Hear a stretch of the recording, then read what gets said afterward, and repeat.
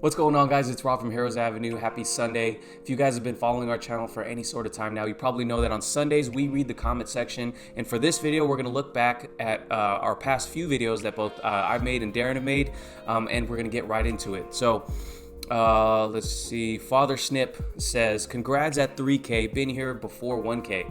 And yeah, he's referring to my last video where I talk about how we've hit a milestone, and I also talked about how Darren and I teamed up for the channel at the end of that video. And I just want to say thank you guys again for all the support. Some of you guys, like Father Snip here, who's been with our channel for a while, and welcome to all the new subscribers.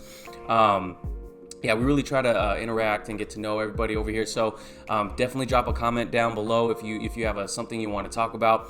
And yeah, it's crazy to see some of you guys. Looks like some of you guys here are from Nepal, the UK. Definitely have some from India here. And I really appreciate you guys, and thank you. Let's go on to the next comment. Joseph Steele says, Joker is also my #1 movie of 2019, and I can't wait for... I think the comment gets cut off right there. And then someone, Christopher Roberts on the bottom says, Joker and Once Upon a Time in Hollywood for me, although I love Shazam and Endgame as well. Yeah, so I in my last video I talked about how I talked about a Joker story and all the praise it's getting because it's going to a couple film festivals, and it's just primed for Oscar season as well. So I'm super excited for the Joker. This is one of the reasons why it was my #1 anticipated movie for this year. I did a video in the beginning of the year talking about my most anticipated movies, and yeah, and Christopher Roberts here saying Once Upon a Time in Hollywood. I haven't got to see it yet, although I am a huge fan of Quentin Tarantino. I'm planning on seeing that on Monday, so I'm super excited for that. It looks like a long movie, and yeah, I hope it doesn't disappoint. If you guys have seen that movie, don't put down any spoilers in the comments. But yeah, of course, Shazam was on there as my wait, did that come out in 2019? Yeah, that was of course a super anticipated movie for me, and Endgame as well. Of course, Endgame just broke like Avatar's record for being the most successful movie, and yeah, it's a good time to be a comic book fan for sure, and especially comic book movie fan. So let's go move on. Oh, here's an interesting one right here. Shin Akage says, unrelated, I'm not exactly a proponent for race bending a character. I want my characters to look like their comic book counterparts. That being said, if WB was smart, they would undermine Marvel by casting Luddy Lin as Nightwing and hire Donnie Yen as talent and allow Donnie Yen to do choreography. Possibly the second $1 billion DC film. Just saying. My first pick for Nightwing is Leo Howard, however. Yeah, man. So there's a lot in this comment right here.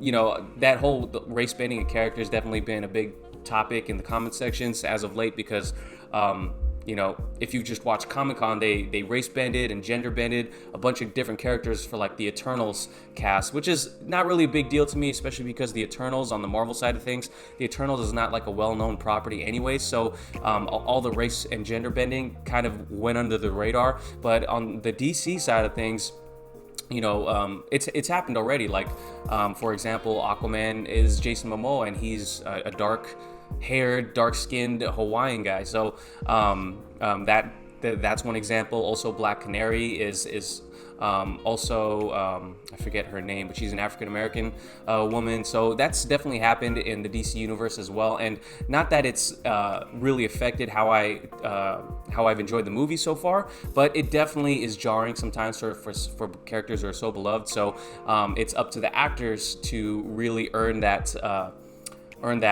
I guess respect from the fans, I guess. But yeah, that's been a huge topic as of late. And he says, if WB was smart, they would undermine Marvel by casting Luddy Lin as Nightwing and Donnie Yen as talent.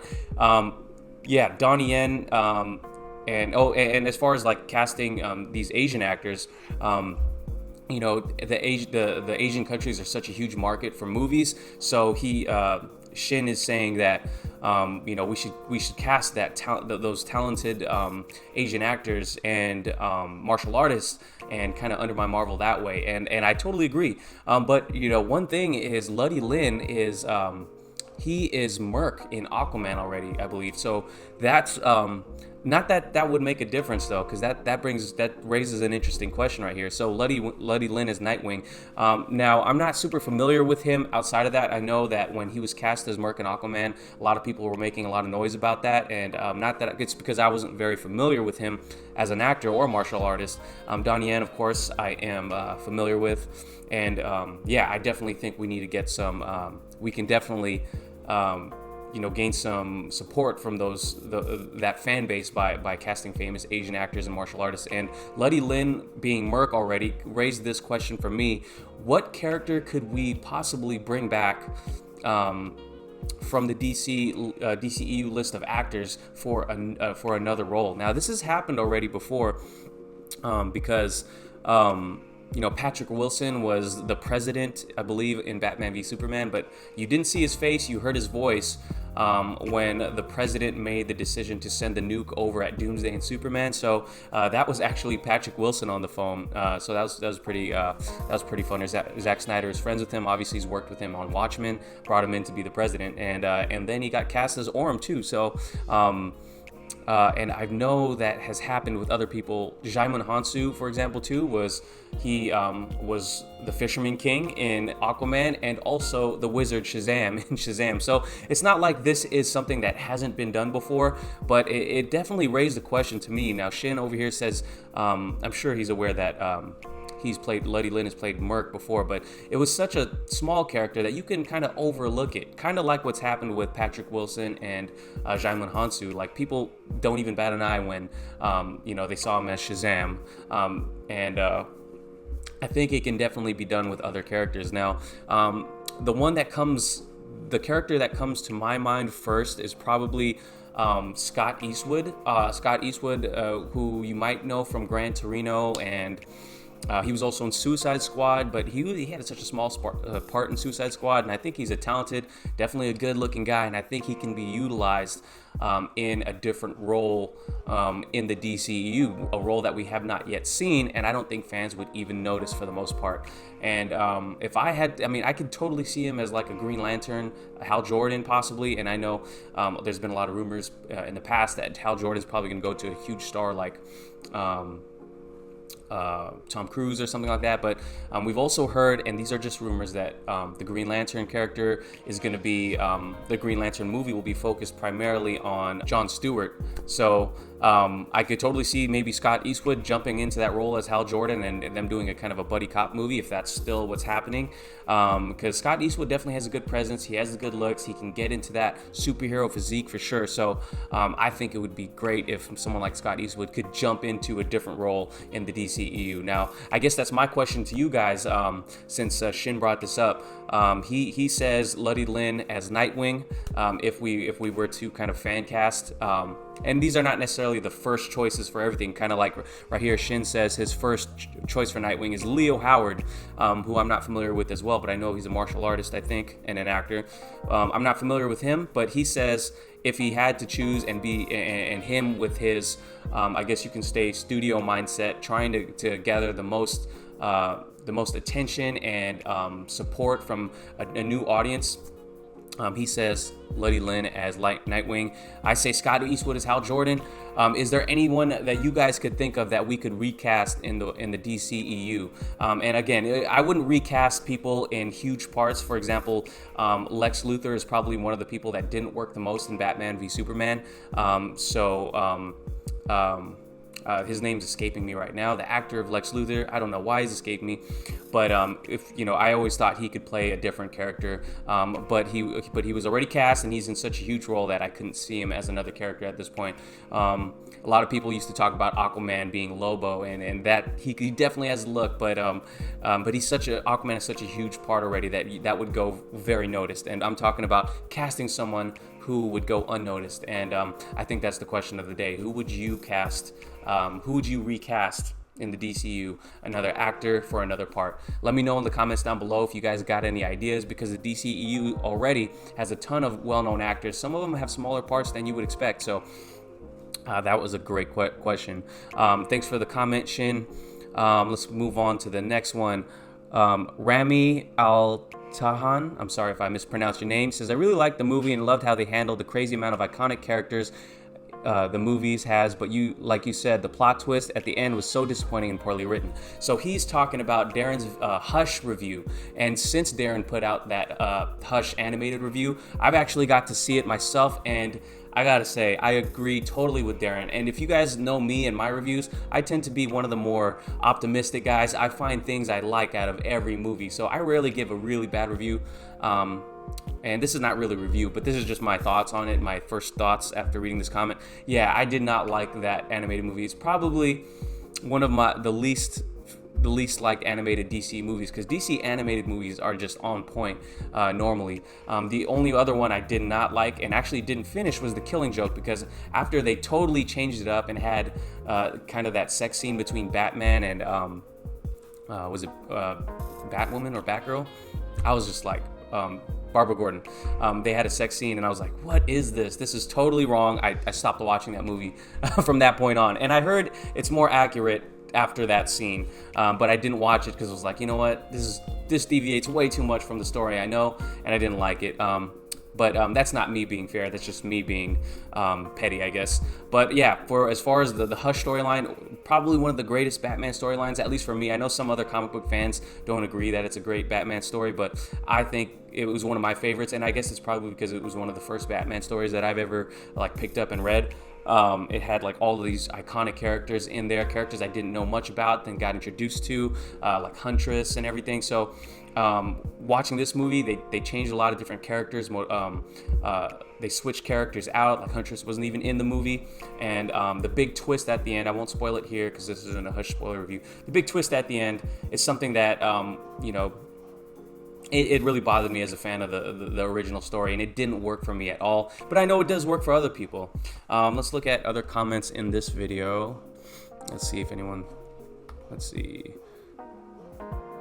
Bad Wolf says, why do they always injure Nightwing in these movies? And Efrain Garcia starts laughing. Yeah, that was funny. You're right. And that's actually something that happens in all these DC movies. Nightwing gets hurt. Let's see. Okay, so Grindstein Entertainment says, the comic was so popular they had to change some story points. Otherwise, the entire movie would have been totally predictable to fans of the comic. Part of what made the original comic so compelling was the mystery elements and plot twists. I spent the first half of this movie thinking to myself, this is good, but I already know where it's headed. Then bam, they caught me completely off guard. Yeah, they definitely caught me off guard towards the end, and I was like, what? Is it not going to happen? The big twist that from the books? And it doesn't happen, and they change it up. But what I think this movie was lacking it wasn't the twist. It was the intricate mystery element of it. I just don't think it was written very well, I guess. It seemed kind of rushed. The mystery element of it didn't seem there to me. I don't know. And the Hush character in itself didn't seem so interesting in the movie. You see a few scenes with him, and then I don't know. I don't know how I can explain it right now, but everyone, if you were surprised by it and enjoyed it, man, all power to you. I'm glad you enjoyed it. It didn't work for me. Definitely didn't work for me. DD says, while I like Shazam and I like Zachary Levi, as an old school Captain Marvel fan, I have to agree with him. It's great that the character is getting noticed, but I really wish that it was more of a classic version of him. A damn shame what happened with Mr. Bostwick getting replaced near the end. He was really great as CM, Captain Marvel. So this is in reference to my Powerhouse Comic Con video where I was at a panel and Jackson Bostwick, the original Captain Marvel from the TV show for the first 2 seasons, he was talking about his role as Shazam, Captain Marvel, and his thoughts on the new movies. And I know the audio was terrible in that room.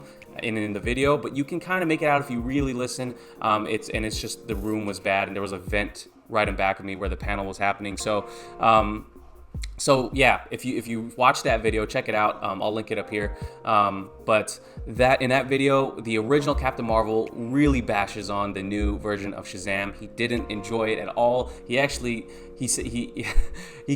said something like it's one of those movies where everyone wins, everyone gets a superpower, and it's totally a different Captain Marvel. And like DD says here, for the old school Captain Marvel fans, the character was kind of retconned and redone, I think a couple times, but more drastically with Jeff Johns' New 52 run. And that's the one that I was introduced to, so that's the one I really enjoy. Not that I've read a ton of old school Captain Marvel, so I can't speak on that, but I know there are some old school Captain Marvel fans below and that didn't enjoy Shazam for that reason. And looks like Dee Dee was one of them. And that's crazy. I'm glad that I got to see the original Shazam in front of me. And while we didn't agree on the movie, I was just happy to see him and get his thoughts on it. Let's move on to the next one from the same video, Powerhouse Comic Con.